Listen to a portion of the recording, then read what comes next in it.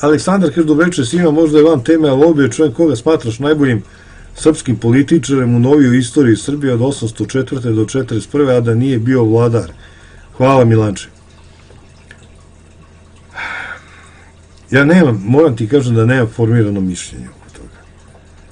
Nemam dobro formirano mišljenje. Bio je Jovan Ristić solidan.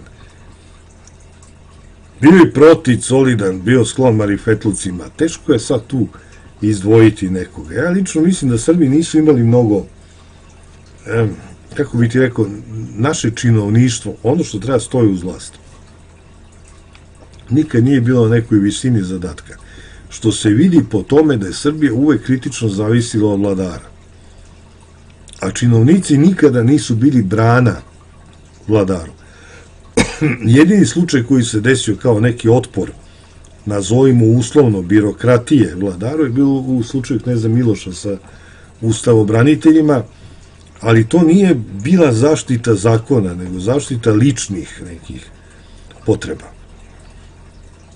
Tako da mi nikad nismo dali Bizmarka ili ne znam nekoga takvog ko nije bio direktno vladar, a bio je značajan. Nikada nismo dali, jer uvek je bilo pitanje ko će služi onom prvom. Možda Jovan Ristić, ako bi morao bira majcat, kao da bi to bilo to.